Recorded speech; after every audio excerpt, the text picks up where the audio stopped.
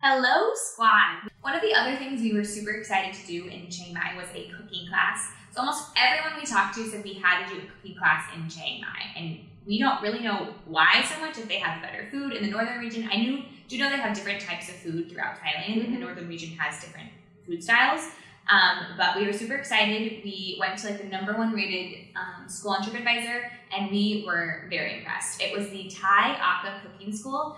And the Akha part is the woman who led it, who was just amazing. Niti. Yes, Niti. She is from a tribe called the Akha tribe, and we cook some of their food, and they're basically just like a Thai tribe from the jungle. She literally grew up in the jungle, yeah. And I thought that was we both loved that component, because of course we know what Thai food recipes are, not recipes, we know what types of foods that we're making when we were excited to make those, of course, but having that extra added, like something very local and very special to her, and hearing her talk about her tribe and hearing her talk about all of the things they made was just a really cool experience. And it happened to be a lot fresher and less fried than some of the other Thai foods. So that was an added bonus for us. And you might see some of those recipes that we'll share in future programs, or just random blog posts or something, because they were super simple and extremely delicious. Yes. So we started the cooking class with a local market tour. So there's obviously markets everywhere throughout Thailand, but a lot of times the ones we go to, unfortunately, can be some of the more touristy ones. Yeah. Most of the people there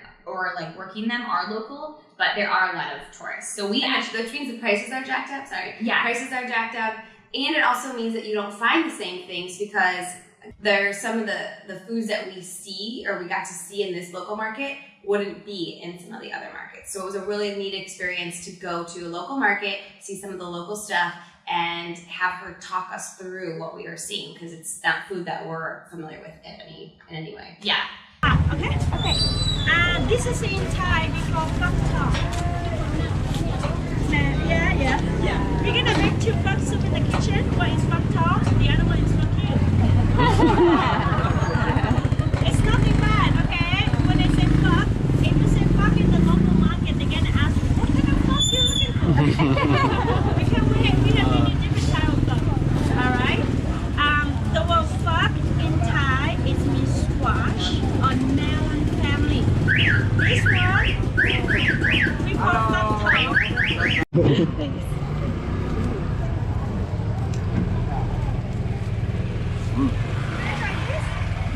You gotta try it together.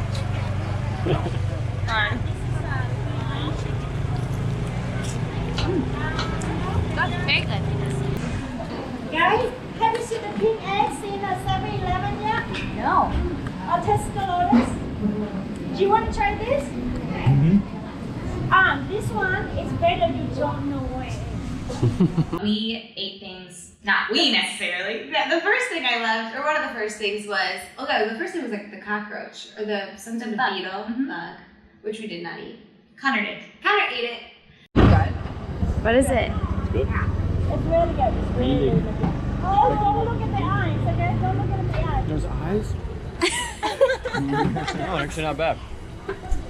But one of my favorite moments was the peppers. Oh, yeah. So she explained to us how, what do you think is the hottest pepper between red and green? And we guessed green, or I did, because I just had a green curry 2 nights before, and I never specified how hot and spicy, and I'm a baby when it comes to spiciness, and green is apparently the spiciest. So green between green and red, and she's like, neither, it's yellow. So then she taught us how anything that's like a blend, or yellow or orange, is actually spicier than the red or the green. And so she had people try different colors and different kinds. And so they're taking just the teeniest little nibble and getting the kick and realizing how, the progression of red to green to the orange or yellow.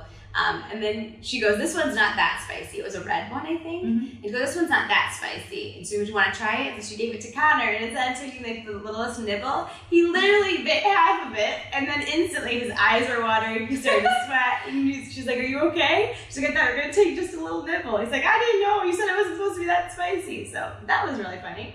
Yes.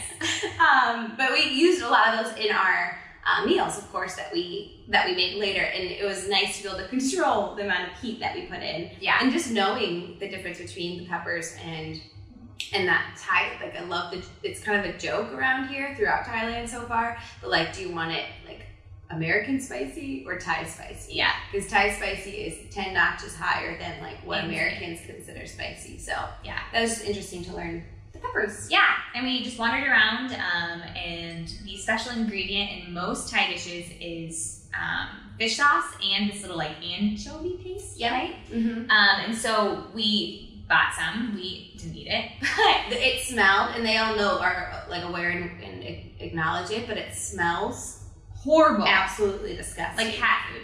No, it's even worse than that. It's like stinky, moldy sock feet. Like It's bad. stinky shoes after 10 years sitting in the sun. I don't know. It's disgusting.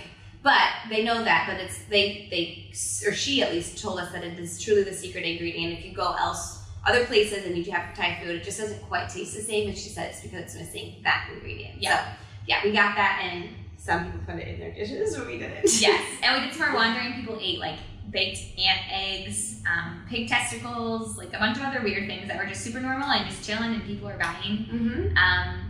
Yeah, and we just wandered, and she just led us and did a wonderful job. And again, we bought things that we used that day to make food. And even just her picking up and showing us, like, what is this?